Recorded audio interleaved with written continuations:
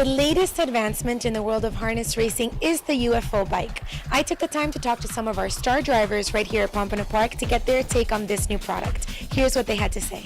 All right, well, Wally Hennessy is, as you guys must know, is one of the best drivers we've got here on the grounds, and I have to hear from an expert.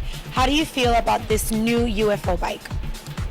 Well, it's really hard for me to comment on the UFO bike because I don't have one in my possession, and I haven't driven in it enough to know the factors of, how it travels with the horse, whether it picks the horse up or not. But in my opinion, I really don't believe that it's the bike.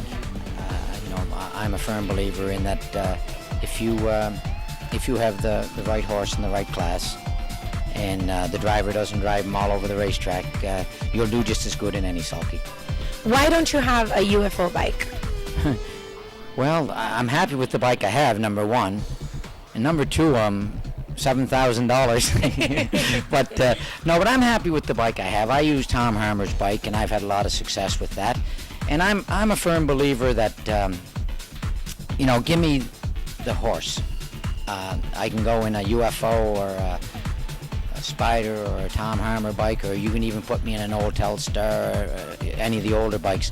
If the betting public thinks that I have a chance, like if I'm 2-1 or better odds, or 5-1 or whatever, you can hook me to anything. I don't think that's my opinion. I don't think it makes a difference.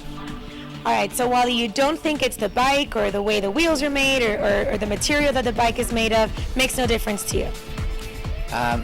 Listen, we're pretty fickle horse people, just like anybody else in any business, and this is my business, and this is our business. What happens is we're all looking for an edge. So if you have a trainer that's looking for a catch driver, if he thinks that catch driver has a UFO bike, he wants to use that driver because he thinks he's getting an edge. And that's fine if he thinks that way, but I'd rather have the horse and the driver. So now we're going to get the other side of the opinion about the UFO bike. This is Joe Pavia. I want you to tell me, why did you get a UFO? The Harmer bike was the bike of choice for 5 years or so, and the UFO came out now, and it's a little bit lighter, a little more aerodynamic supposedly. It seems to work well. There's no real proof per se on which bike is better. It's just kind of a driver's choice.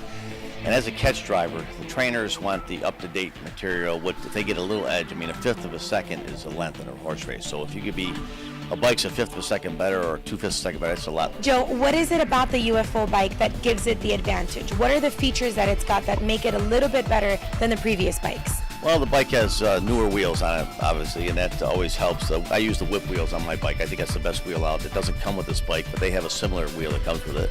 It's a lighter bike. It's a little more offset, so you're a little bit closer to the rail. That's the theory. Right now, they're kind of running out of space. You only move it so close to the rail, but it's a little bit closer to the rail, so every inch counts. And it's aerodynamically supposedly a little bit better. Now, it's all in the feeling of the driver and the horse. To me, it does feel good, and it does ride nice, so that's what we're going with right now. Talk to me about the difference, in your opinion, between the whip wheel and perhaps the Evolution wheel. Well, there's a bunch of new wheels out. There's the whip wheel, there's the Evolution wheel. It's been out for the Harmer bike and other wheels. The whip wheel is made out of Delaware. It's a tire that come out in a wheel. The bearings are good. It tracks well. It's really sturdy and durable. I noticed that the bearings last a long time. You don't have to replace them as much, and it just gives you a really good feel, a good ride.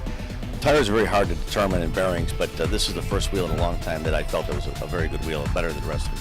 Dayton University tested and approved the UFO bikes, saying not only do they meet, but they exceed USTA requirements. Keep an eye out on the track for the UFO and decide for yourself what this bike can or cannot do.